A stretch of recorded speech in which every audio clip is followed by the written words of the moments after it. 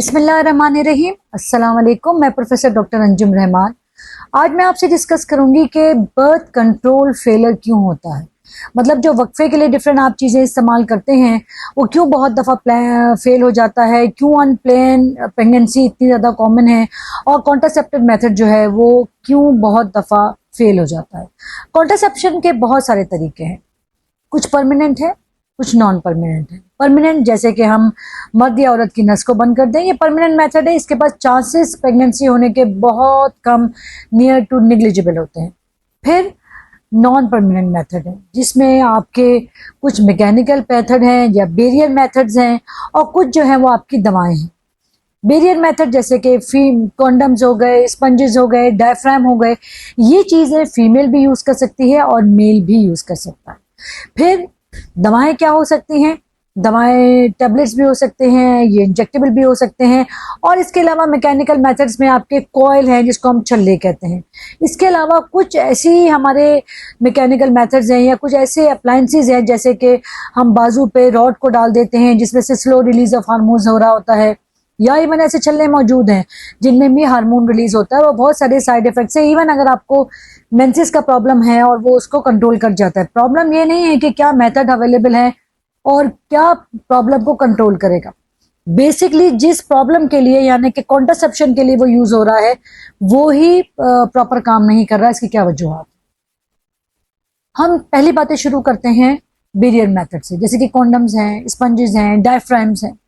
Definitely इनका failure rate बहुत high है और बहुत दफ़ा आप उसको प्रैक्टिस सही नहीं कर रहे होते, उसको प्रॉपर टाइम पे यूज़ नहीं कर रहे होते, प्रॉपर यूज़ नहीं कर रहे होते। स्पेशली कॉन्डम्स की क्वालिटी अच्छी नहीं होती, वो रप्चर हो जाते हैं, वो अच्छी क्वालिटी के नहीं होते, या प्रॉपर डायफ्राम अगर फीमेल यूज़ कर रही है वो सही से उसको इंसर्ट नहीं कर रही होती है। तो बेसिकली ये जो बेरियर मेथड है इसका टाइमिंग बड़ा इंपॉर्टेंट है। क्या आप किस टाइम में इस्तेमाल कर रहे हैं, कैसे इस्तेमाल कर रहे हैं, प्रॉपर यूज कर रहे हैं कि नहीं कर रहे हैं। अगर ये सब प्रिकॉशनरी आप टाइम के साथ करें और उसको प्रॉपर यूज करें तो चांसेस प्रेगनेंसी के कम होंगे। आपका मैक्सिमम ओवुलेशन पीरियड होता है माहवारी के 11वें या 12वें दिन से लेके 10 to 14 डेज।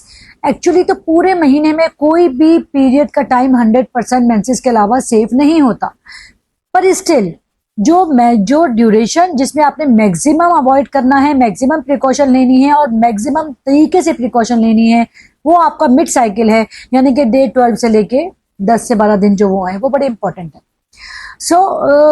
ये हुए बेरियर मेथड्स। इसके बाद बहुत सारा पेशेंट आती है कि डॉक्टर साहब हमने जो है वो छल्ला डाला था फिर भी हमारा बच्चा ठहर गया, हमने हाथों में रॉड डाले थे हमारा बच्चा फिर भी ठहर गया।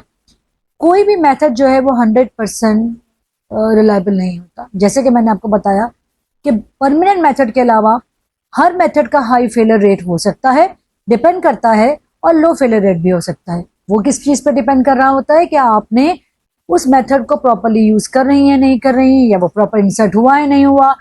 छल्ला अगर आप डालती हैं, आपका काम है कि आप हर साइकिल में प्रॉपरली धागे को फील करें। फर्ज करें कि धागा अपनी जगह पे फील नहीं हो रहा है, छल्ला ऊपर से रप्चर होकर खुदा ना खासा बच्चेदानी को फाड़ता हुआ निकल गया है, या वो बाहर गिर चुका है और आपको पता ही नहीं है और आप प्रेग्नेंट हो जाती हैं। तो डेफिनेटली में ये भी इंपॉर्टेंट बात है कि जब आप कोई भी मेथड यूज करें तो अपने डॉक्टर से प्रिकॉशन पूछें। आप अपने डॉक्टर से पूछें कि इसके इस्तेमाल में कोई इसके अलावा भी अपनी एहतियात करनी है।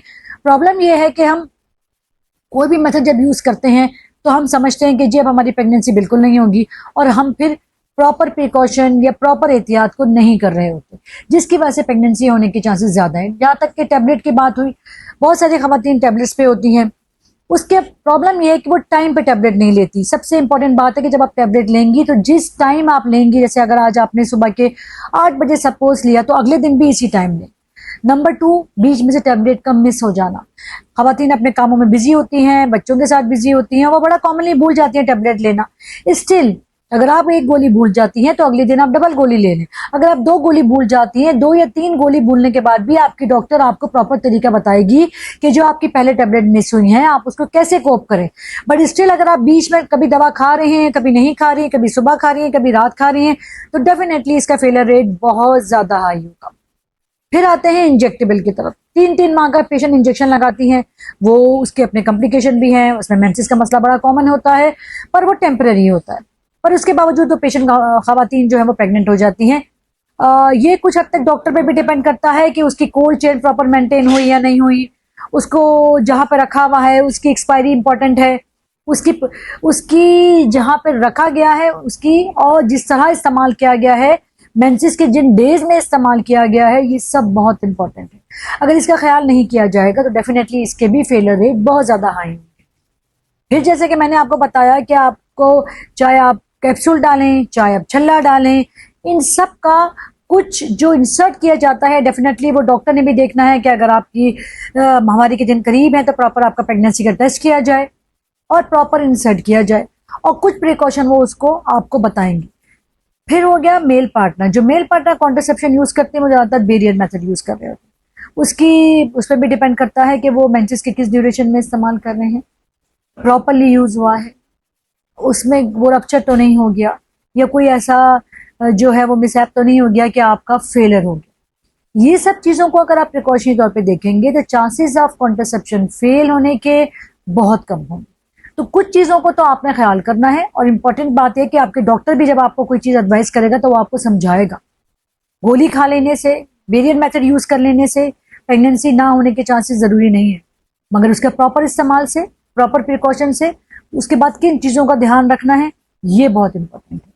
अगर आप इस चीज का ख्याल करेंगे तो आप किसी भी मेथड का सक्सेस बहुत ज्यादा होगा। इसी के साथ मैं आपसे इजाजत चाहती हूँ। Thank you very much. Pakistan जिंदाबाद।